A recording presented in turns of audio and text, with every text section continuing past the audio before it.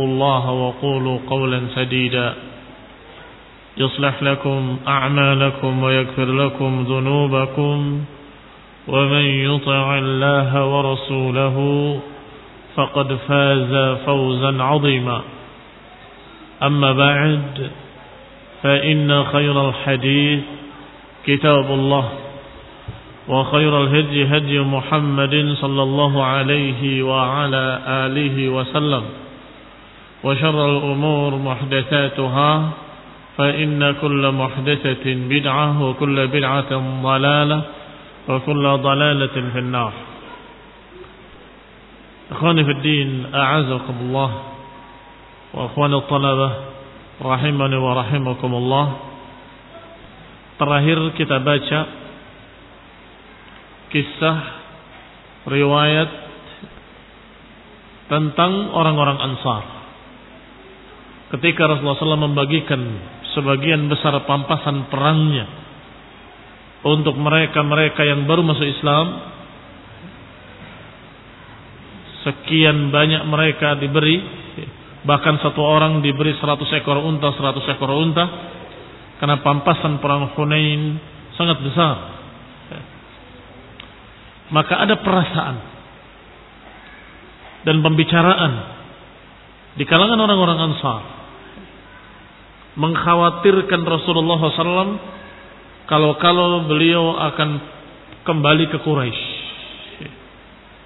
Karena memang Rasulullah SAW asalnya dari Quraisy dan dari turunan Quraisy, dari Makkah.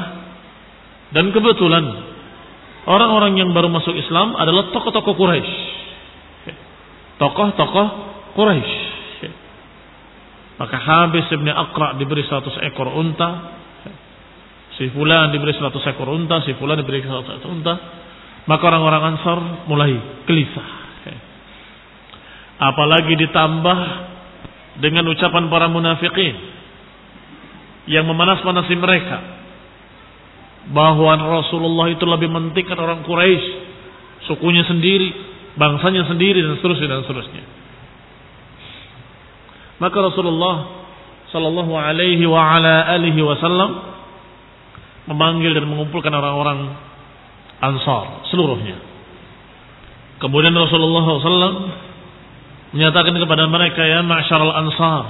Ini mengulang sedikit, baru kita lanjutkan agar tidak lupa dan agar nyambung dengan pembahasan berikutnya. Rasulullah memanggil orang-orang Ansar, ya ma'syaral Ansar, ma qalahu balagani ankum. Wahai orang-orang Ansar, apa ucapan-ucapan yang sampai kepadaku dari kalian? Dan katanya kemarahan yang kalian dapati pada diri kalian. Alam atikum dhullalan fahadakumullah. Bukankah aku mendatangi kalian dalam keadaan sesat, kemudian aku bimbing kalian ke dalam hidayah? Wa'alatan fa'agnakumullah. Bukankah aku datangi kalian dalam keadaan papa, miskin, dan aku cukupkan kalian? Wa'adaan fa'allafallahu baina qulubikum. Bukankah aku datangi kalian dalam keadaan bermusuh-musuhan, kemudian Allah jinakkan hati-hati kalian? Orang-orang Ansar menjawab, bala ya Rasulullah. Benar wahai Rasulullah. Bala Allah wa rasuluhu amanna wa afdal. Kata orang-orang Ansar, tentu Allah dan Rasulnya lebih memberi dan lebih banyak fadilah yang diberikan. Rasulullah SAW masih menanyakan lagi, ala tujibunani? Tidakkah kalian mau menjawabku? Ajibu, jawab, kata Nabi. Tidakkah kalian mau menjawabnya? Jawablah. Orang-orang Ansar merasa bingung dan menyatakan, ya Rasulullah, bimadza nujibuk? Kami jawab dengan apa? Ya Rasulullah, sedangkan Rasulullah adalah yang lebih memberikan kepada kami. Kata Nabi, ama wallahi law syi'tum laqultum. Ketahuilah, kalau kalian mau, kalian bisa menjawab. Fala sadaqtum wala suddaqtum. Niscaya kalian akan dibenarkan dan kalian benar. Kalau kalian mau, kalian bisa menjawab dan kalian benar dan dibenarkan. Kenapa kalian tidak jawab? Ataitana mukadziban fasadaqnak. Engkau datang wahai Rasul kepada kami dalam keadaan didustai oleh orang-orang Quraisy, tapi kami membenarkannya. Engkau terusir dari Mekah, kami mendukungnya, kami menempatkannya. Engkau dalam keadaan ditinggalkan oleh orang, kami memberikan tempat untukmu. Engkau dalam keadaan terlantar, kami memberikan tempat untukmu. Kalau kalian mau jawab seperti itu, kalian bisa. Dan kalian benar. Bukankah Rasulullah SAW hijrah karena diusir dari Mekah, dari Taif? Kalau kalian mau menjawab, silakan. Atawajadtum ya ma'syaral ansar fi anfusikum lu'a'atan minad dunya ta'allaftu biha qauman liyuslimu. Kalau orang-orang Ansar mau menjawab dengan kalimat-kalimat tadi, mereka benar sesungguhnya. Dari satu sisi, bahwa Nabi datang dalam keadaan terusir, orang Ansar yang menolong. Nabi dalam keadaan ditolak dakwahnya oleh orang-orang Quraisy, Ansar yang menerima. Tetapi di mana kesalahannya kalau orang-orang Ansar menjawab? Di mana kesalahannya? Kalau mereka menjawab seperti itu, artinya mereka mengungkit-ungkit kebaikan, dan itu tidak pantas buat mereka, karena tidak sebanding dengan apa yang diberikan oleh Allah melalui Rasulnya kepada mereka. Iya kan? Nggak sebanding dengan sekian banyak yang diberikan kepada mereka, sekian besar yang diberikan kepada mereka dari Allah, yaitu hidayah. Kalau Rasulullah SAW mengajarkan hidayah pada mereka, apakah maknanya mereka memberikan keuntungan pada Rasulullah, atau Rasulullah SAW yang memberikan keuntungan pada mereka? Ajibu ya ikhwan. Jawab. Baik. Rasulullah SAW yang memberikan pada mereka. Kalau Rasulullah SAW mengajarkan pada mereka hidayah, kebenaran, kemudian mereka menerima, apakah berarti mereka yang memberikan pada Nabi? Nih, aku ikut engkau, gembiralah engkau ya Rasulullah. Terbalik. Rasulullah yang memberikan pada mereka. Baik. Di sini ikhwan fillah azakumullah, yang Allah katakan dalam Al-Quran dalam surat Al-Hujurat, yamunnuna 'alaika an aslamu qul la tamunnu 'alayya islamakum balillahu yamunnu 'alaykum an hadakum lil iman in kuntum sadiqin. Kata Allah, mereka merasa memberikan jasa kepadamu ketika mereka masuk Islam, ketika mereka menerima dakwah. Mereka merasa mereka memberikan jasa kepada engkau ya Rasulullah. Balillahu yamunnu alaikum. Padahal Allah yang memberikan jasa kepada mereka, yang memberikan kebaikan kepada mereka ketika mereka beriman. In kuntum sadiqin. Itu pun kalau mereka benar Islamnya. Baik. Berarti orang-orang Ansar, sahabat yang mulia, radhiyallahu taala anhum, mereka tidak menjawab dengan jawaban seperti itu. Tidak menjawab, bukankah engkau terusir dari Mekah, kami yang menolongmu? Bukankah engkau ditolak dakwahnya di sana, sekarang kami menerimanya? Itu bukan kebaikan mereka. Justru sebaliknya. Rasulullah yang berikan hidayah kepada mereka, hidayatul irsyad. Dan Allah yang berikan hidayah, hidayatul taufiq.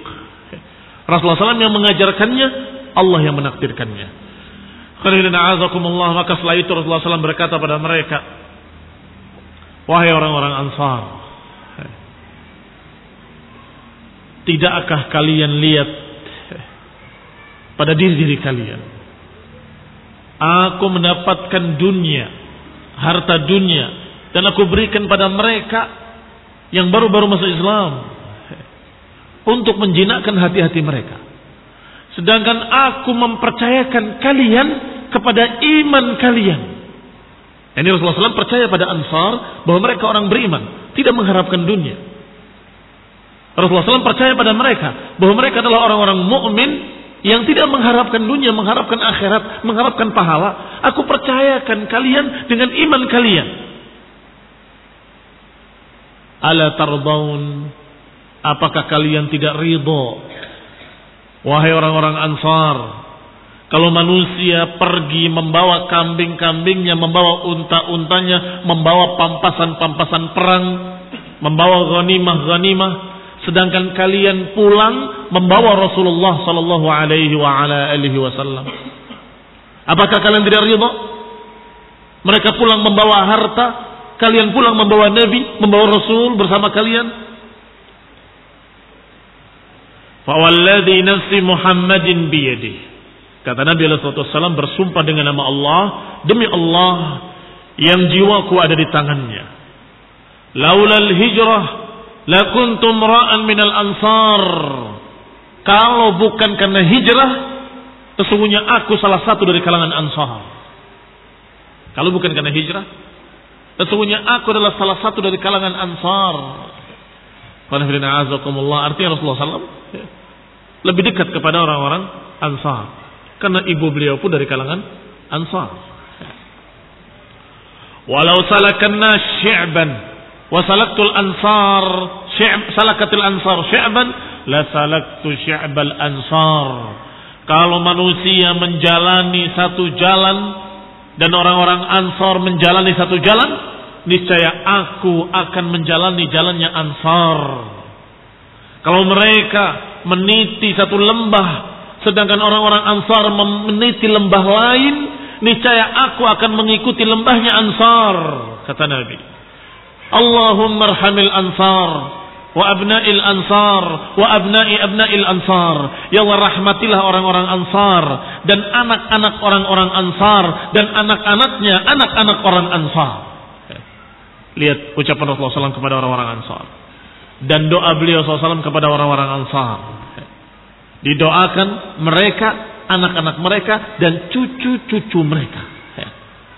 Sehingga Imam Malik rahimahullah menjadikan amal ahli Madinah sebagai sumber dari sumber fikih, dari sumber-sumber hukum fikih, Quran, wa sunnah, wa ijma' dan amal ahli Madinah. Kenapa? Karena mereka para sahabat, anak-anaknya sahabat, cucu-cucunya sahabat, semuanya didoakan oleh Rasulullah SAW dengan rahmat. Allahumma ra'amil ansar wa abna'il ansar wa abna'il ansar. Dan disahihkan sebagaimana dinukil oleh Hafidz Ibnu Katsir dalam An-Nihayah, Bidayah wan Nihayah, dan juga oleh Syekh Al-Albani.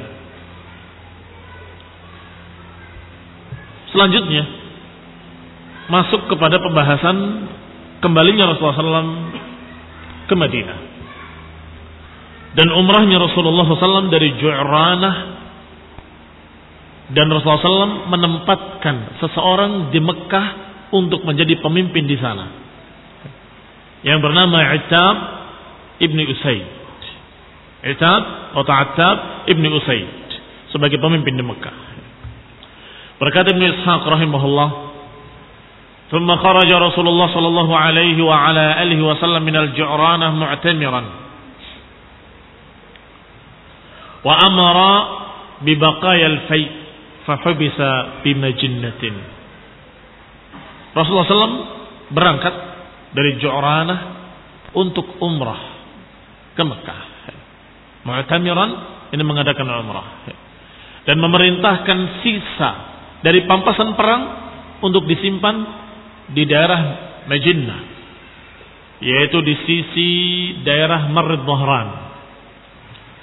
Falamma fariqa Rasulullah sallallahu alaihi wa ala alihi wasallam, setelah Rasulullah sallallahu selesai dari umrahnya, berangkatlah beliau raji'an ilal Madinah. Beliau kembali berangkat pulang ke Madinah. Wastakhlafa Attab ibn Usaid ala Makkah, dan memerintahkan untuk memimpin Makkah seorang sahabat Attab ibn Usaid ala Makkah. Attab ibn Usaid, dan didampingi bersamanya seorang sahabat yang mulia juga, yaitu Mu'adz ibn Jabal sebagai pengajar fiqh. Mu'adz ibn Jabal yub'ats yaum al-qiyamah amam al-ulama biratwa. Mu'adz ibn Jabal dibangkitkan nanti yaum al-qiyamah di depan para ulama satu ratwah. Karena beliau memang faqih. Sampai Rasulullah SAW percayakan untuk mengajar fiqh di Mekkah Mu'adz ibn Jabal. Yufaqihun nas. Yufaqihun nas artinya mengajarkan fiqh pada manusia. Wa yu'allimuhumul Qur'an, dan mengajarkan kepada mereka Al-Quran. Wattaba'a Rasulullah sallallahu alaihi wasallam bi baqayal fai', dan Rasulullah SAW membawa sebagian dari sisa fai'-nya, dan memegang fai' yang ditinggalkan di daerah Marid Dhahran, atau lebih tepatnya Majinnah, dipegang oleh Mu'adz bin Jabal, tetapi tidak digunakan kecuali dengan perintah dari Nabi. Untuk ini, untuk ini, untuk ini. Maka diantaranya dipakainya sisa pembahasan perang tadi adalah untuk memberikan ma'isyah, kehidupan bagi Attab ibn Usaid, yaitu pimpinan Makkah. Diberikan setiap hari 1 dirham. Berarti sebulan 30 dirham, dan itu cukup. Itu cukup bagi mereka yang bersyukur, maka itu cukup untuk kehidupannya. Sehingga beliau berkhutbah di hadapan manusia. Ayyuhan nas, wahai manusia, aja'allahu kabida man ja'a ala dirham, faqad razaqani Rasulullah SAW dirhaman kulla yawmin falaysat bi hajatun ila ahad. Wahai manusia, sekian banyak orang lapar dalam keadaan dia punya 1 dirham. Tetapi aku diberikan oleh Rasulullah SAW 1 dirham setiap hari, dan itu cukup bagiku. Aku tidak butuh lagi pada siapapun. Gak butuh lagi pada siapapun. Cukup dengan apa yang diberikan oleh Rasulullah SAW. Artinya barokah. Diberi berkah. Berkata Ibnu Ishaq, wa kanat umratu Rasulullah SAW fi Dzul Qa'dah. Umrahnya Rasulullah SAW adalah pada bulan Dzul Qa'dah. Beliau datang setelah itu ke Madinah di bulan tersebut, atau akhir-akhir bulan Dzul Qa'dah masuk bulan Dzul Hijjah. Rasulullah pulang ke Madinah. Berarti musim haji tahun ini Rasulullah SAW tidak di Makkah. Siapa yang memimpin haji? Yang memimpin haji adalah Attab ibn Usaid. Qadima Rasulullah SAW al-Madinah li 6 layalin baqina min Dzul Qa'dah. Rasulullah SAW datang ke Madinah pada 6 hari tersisa dari bulan Dzul Qa'dah. Jadi sudah akhir-akhir Dzul Qa'dah, 6 hari tersisa, 6 layalin baqin min Dzul Qa'dah fima za'am, sebagaimana dianggap oleh Abu Amr al-Madani. Wa hajjan nas tilka sanah ala ma kanat al-arab tahujju alaih. Maka saat itu, atau bulan Dzul Hijjah tahun itu, mereka haji sebagaimana mereka haji sebelumnya tanpa Rasulullah SAW. Wa hajja bil muslimin, dan yang haji memimpin kaum muslimin pada tahun itu adalah Attab bin Usaid, yaitu pada tahun ke-8 Hijriah. Wa aqama ahlu Taif, adapun penduduk Taif mereka tetap dalam kesyirikannya. Na'udzubillah. Dan tetap imtina'ihim, tetap mereka menolak Islam.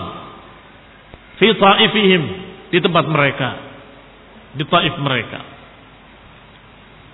Ma baina Dzul Qa'dah id insarafa Rasulullah sallallahu ila syahri Ramadan min sanati 9. Dan terus demikian sampai datangnya Rasulullah sallallahu pada bulan Ramadan. Kisah berikutnya adalah tentang seorang penyair yang bernama Ka'ab ibn Zuhair. Masih ingat ketika Fathul Makkah, siapa yang diperintahkan oleh Rasulullah SAW untuk dibunuh? Siapa diantaranya? Disebutkan ada daftar hitam. Fulan bunuh, fulan bunuh, fulan bunuh. Siapa mereka? Yang terbanyak adalah tukang-tukang syair yang mencaci maki Rasulullah SAW. Termasuk Abdullah ibn Khattal yang melihara 2 penyanyi wanita yang mendendangkan ejekan-ejekan pada Rasulullah SAW. Dan juga beberapa penyair yang membuat syair-syair yang mencaci maki Rasulullah SAW. Semuanya dicatat oleh Rasulullah SAW. Fulan bunuh, fulan bunuh. Bahkan Abdullah bin Khattal dikatakan bunuhlah walaupun dia bergantung di tirai Ka'bah. Dan ternyata benar-benar ketika dikejar dia berlindung di Ka'bah dan bergantung di tirai Ka'bah.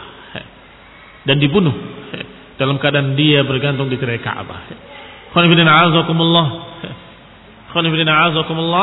Ini menunjukkan bahwasanya mereka para syu'ara jahiliyah, penyair-penyair jahiliyah yang mencaci maki Rasulullah SAW, mereka diperintahkan untuk dibunuh. Dikisahkan ada seorang penyair yang bernama Ka'ab bin Zuhair, memiliki saudara kandung yang bernama Bujair ibn Zuhair. Bujair ini masuk Islam, sedangkan Ka'ab belum masuk Islam. Walamma qadima Rasulullah SAW min munsarifihi an Taif, ketika Rasulullah SAW pulang dari Taif, Bujair bin Zuhair ini, saudaranya Ka'ab bin Zuhair, menulis surat. Nama lengkapnya Bujair ibn Zuhair ibn Abi Salma. Menulis kepada saudaranya penyair yaitu Ka'ab ibn Zuhair. Yukhbiruhu anna Rasulullah SAW qatala rijalan di Makkah, mengkhabarkan bahwa Rasulullah SAW membunuh orang-orang di Makkah. Mimman kana yahjuhu wa yu'dihi, orang-orang yang dulu menyakiti Rasulullah SAW dan mengejek Rasulullah SAW, menyakiti Rasulullah. Wa anna man baqiya min syu'ara'i Quraisy, sedangkan yang tersisa dari penyair-penyair Quraisy yang belum terbunuh adalah Ibnu Zab'ari dan Hubairah ibn Abi Wahab, yang mereka semua qad harabu, mereka semua lari fi kulli wajhin, di seluruh penjuru, yang lari ke seluruh penjuru. Fa in kanat laka fi nafsika hajah, kata Bujair kepada saudaranya, kalau engkau memiliki kebutuhan, ini kalau engkau mau, fatir ila Rasulillah, segeralah terbang kepada Rasulullah SAW untuk masuk Islam. Fa innahu la yaqtul ahadan ja'ahu taiban, karena beliau enggak akan membunuh seseorang yang datang dalam keadaan taubat. Wa in anta lam taf'al, tapi kalau engkau tidak mau melakukannya, fanju ila najaika minal ard, silahkan lari dan sembunyi di muka bumi. Dan Ka'ab bin Zuhair, sebagaimana biasanya seorang penyair, jawabnya dengan syair. Ala ablagha anni Bujairan risalatan fahallaka fima qultu wayhaka hallaka fabayyin lana in kunta lasta bifa'ilin ala ayyi shay'in ghaira dhalika dalka ala khalqin lam alif yawman aban lahu alayhi wa ma talfa alayhi aban lak ila akhirih. Dia jawab dengan syair yang di akhirnya ada kalimat saqaka biha al-ma'munu ka'sa ru'yatin, telah menuangkan kepadamu seorang yang makmun, terpercaya, dengan tuangan gambaran yang membinasakan engkau. Berarti masuk Islam atau kafir? Mana dipilih oleh Ka'ab ibn Zuhair dengan kalimat tadi? Engkau telah dituang oleh al-ma'mun, oleh orang yang katanya terpercaya, tuangan yang membuat kau binasa. Dan engkau ini telah diisi dengan berbagai macam pikiran-pikiran yang membinasakan. Berarti masih belum mau masuk Islam. Maka ketika disampaikan pada Rasulullah SAW, karena Bujair tidak sabar untuk menyembunyikannya, disampaikan, ya Rasulullah SAW, aku tulis surat kepada Ka'ab, jawabannya begini. Maka kata Nabi SAW, sadaqa wa innahu lakadzub. Kalimat dia ketika menyatakan saqaka bihal ma'mun, engkau telah dituang kepadamu oleh al-ma'mun, ini ucapan benar. Memang aku al-ma'mun, kata Nabi. Wa innahu lakadzub, tapi dia pendusta. Menyatakan tuangan yang membinasakan, itu pendusta. Wa innama yaqul Ka'ab al-ma'mun. Kenapa Ka'ab menyebutkan al-ma'mun padahal dia masih kafir? Kenapa menjuluki Nabi al-ma'mun? Yakni sudah tersebar di kalangan masyarakat Quraisy sejak dulu, sejak kecilnya Nabi, bahwa Nabi adalah al-amin. Oleh sekadalik sudah dikenal sebagai al-amin, Muhammad al-amin sallallahu alaihi wa ala alihi wasallam. Maka sudah menjadi julukan, kunyah atau julukan laqab bahwa dia al-ma'mun atau al-amin. Sehingga ketika menulis syairnya dia sebutkan saqaqal ma'mun, yani saqaqa al-amin. Bukan karena dia percaya Nabi adalah orang yang jujur terpercaya, bukan, tetapi karena sudah dikenal dia dengan julukan tersebut. Jadi julukan yang baik untuk Rasulullah SAW, al-amin atau al-ma'mun. Falamma balagha Ka'ban al-kitab, kemudian Bujair menulis kembali suratnya. Ada jawab lagi. Man muballigh Ka'ban fahal laka fillati talumu 'alaiha batilan wa hiya ahzamu. Siapa yang mau menyampaikan pada Ka'ab, apakah dia mau memilih sesuatu yang tercela, yang batil, ilallah, yang sesungguhnya semuanya akan kembali kepada Allah, lal Uzza wa lal Lat wahdahu, tidak kepada Uzza, tidak kepada Lat, ila akhirih. Diriwayatkan falamma balagha Ka'ban, ketika surat tadi sampai kepada Ka'ab, daqat bihil ard, Ka'ab mulai berpikir, merasa sempit di muka bumi. Ini kalau aku tetap seperti ini, aku susah. Wa asfaqa ala nafsihi, dan mulai dia berpikir tentang dirinya. Wa arjafa bihi man kana fi hadirihi min aduwih, dan juga dia berpikir tentang musuh-musuhnya di sekitarnya, ini kaum muslimin. Dan dia berpikir dengan ancaman yang diancamkan oleh Bujair tentang adab Allah, tentang neraka, tentang kebinasaan, tentang kebatilan yang dipegangnya. Faqalu huwa maqtul. Falamma lam yajid min syai'in buddan qala qasidatuhu.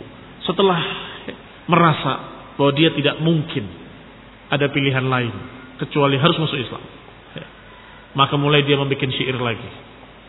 Qasidatuhu allati yumdah fiha Rasulullah. Qasidah sekarang, qasidah syair yang memuji Rasulullah sallallahu alaihi wa ala alihi wasallam. Artinya sudah cenderung, sudah ingin masuk Islam. Wa dzakara fiha khawfuhu, disebutkan di dalam syairnya rasa takutnya. Wa irjaful wishah bihi min aduwih. Tsumma kharaja hatta qadima al-Madinah. Kemudian dia keluar menuju Madinah. Fanazala ala rajulin, singgah di rumah seseorang, kanat bainahu wa bainahu ma'rifatun min Juhainah. Ini seseorang yang masih ada hubungan kerabat dari suku Bani Juhainah.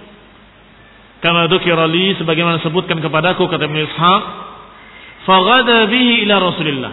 Setelah bermalam di rumah temannya tadi, paginya langsung menemui Rasulullah SAW. Ala subhi, pada waktu fajar, pada waktu subuh. Fa shalla ma'a Rasulillah, ikut salat bersama Rasulullah SAW, salat subuh. Thumma asyara lahu ila Rasulillah sallallahu alaihi wa ala alihi wasallam. Kemudian temannya mengajak atau menunjukkan Rasulullah, itu yang namanya Rasulullah SAW. Fa qala hadza Rasulullah faqum ilaihi fasta'manhu. Kata sahabatnya, bangun kamu. Itu Rasulullah. Temui dia dan minta keamanan daripadanya. Jadi jangan sampai dibunuh. Fadzukira li, kata Ibnu Ishaq, disebutkan kepadaku bahwa beliau berdiri menghadap Rasulullah SAW dan kemudian duduk di hadapannya dan tangannya memegang tangan Rasulullah SAW di hadapannya dalam keadaan Rasulullah SAW tidak tahu kalau dia adalah Ka'ab bin Zuhair. Tidak tahu kalau ini adalah penyair Ka'ab bin Zuhair. Faqala, maka berkata Ka'ab, ya Rasulullah, inna Ka'ab bin Zuhair qad ja'a liyasta'min minka ta'iban musliman. Fahal anta qabilun minhu in ana ji'tuka bih? Ya Rasulullah, sesungguhnya Ka'ab bin Zuhair mau datang kepadamu, bertaubat, masuk Islam, dan minta keamanan dari engkau. Apakah engkau mau menerimanya kalau aku bawa dia ke sini? Jadi dia berlagak seakan-akan bukan dia, Ka'ab bin Zuhair. Apakah engkau akan menerimanya kalau aku membawakan dia ke sini? Qala Rasulullah SAW, na'am. Kata Nabi Rasulullah SAW, iya, akan aku terima. Maka Ka'ab menjawab, Ana ya Rasulullah Ka'ab ibn Zuhair. Aku ya Rasulullah Ka'ab ibn Zuhair. Ketika beberapa sahabat di saf depan mendengar kalau ini adalah Ka'ab ibn Zuhair, diriwayatkan pula Ibnu Ishaq dari Asim ibn Amr ibn Qatadah bahwasanya ada seorang muslim yang wasaba alaih, menerkamnya dan memegang bajunya dan kemudian berkata, ya Rasulullah, da'ni wa aduwallah adrib 'unuqah. Ya Rasulullah, biarkan aku dengan dia, aku akan bunuh dia, aku akan penggal lehernya. Ini aduwallah, ini musuh Allah. Marah karena Allah Subhanahu wa taala. Marah karena Allah ada suatu kebaikan. Tetapi minta izin kepada Nabi sallallahu alaihi wasallam. Ya Rasulullah, da'ni wa aduwallah. Ya Rasulullah, biarkan aku dengan musuh Allah ini, aku akan penggal lehernya. Tetapi Rasulullah SAW tidak mengizinkan, karena dia sudah taubat, karena dia sudah masuk Islam. Qala da'hu anka, biarkan dia darimu. Fa innahu qad jaa'a ta'iban nazi'an amma kana alaih, karena dia datang bertaubat dan dia datang telah meninggalkan semua apa yang telah dia ucapkan. Demikian kisah tentang Ka'ab ibn Zuhair yang kemudian masuk Islam dan membuat syair-syair tentang pujian kepada Rasulullah SAW, kepada Islam dan kepada kaum muslimin. Nasallahu taufiq wal hidayah. Subhanakallahumma wa bihamdika, la ilaha illa anta, astaghfiruka wa atubu ilaik. Wassalamu alaikum warahmatullahi wabarakatuh.